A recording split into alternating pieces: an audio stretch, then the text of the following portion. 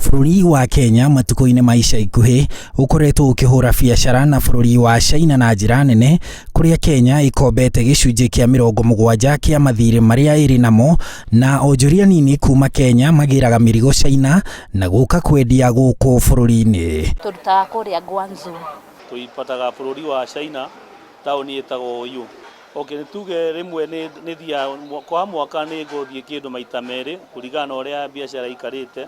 Twakinya kuria China riu ni kuingira matuka-ini tugekia maoda maitu, arafu riu tugetha agent umwe uri ungitukwira murigo, tukamutigira murigo riu tugacoka, arafu tugeterera kindu thutha wa mweri kana mweri na nuthu tukagira mirigo itu warehouse-ini ciao. Wonjoria uyu kuringana na ruhonge rwa ndari, mwaka muthiru warugamire ciringi bilioni 318, na ona raia a bururi wa China ni makoretwo magiuka na indo ciao kuonjoreria Kenya. Baruthi wa China guku Kenya akiuga kuri na kambuni 400 cia China cie Kenya iria cigithitie ciringi bilioni 52.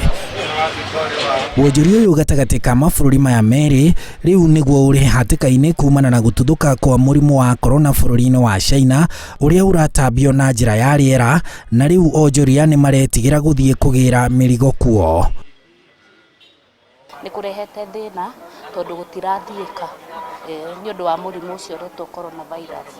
Ena indo imwe iria fast moving items ni ndona riu ndathie thito, ni ndona riu ni cirathira na riu na metirie no hinya tondu tungitua gwitia na agent ara tuhuthagira andu othe a wira me guku Kenya, koguo maratwira nao meteire umaigue uria kurathi na mbere. Thiguku yao yanjagia kwanjia mweri 15 January, koguo kwambia ndithemba na January ri tutirakoretwo na murigo, tureciragia kugira murigo mweri wa gatatu, na nuwona tariu tutire na stoko ona ni turarigwo uria tugwika. Ruhonge ruru rwa biacara nini bururi-ini ruri na biacara milioni 7,500 rugicangira gicunji kia 50 hari igana hari utonga wa bururi, na rwandikite andu gicunji kia 80 hari aria mandikitwo guothe bururi-ini. Gukura kwa Onjoria ni mamwe ma maundu maria thirikari ihokaga nigetha iunganie magoti ma gukinyaniria tabarira cia uthii wa na mbere, na riria Onjoria watuba ni kinyagia maya mothe mahingo.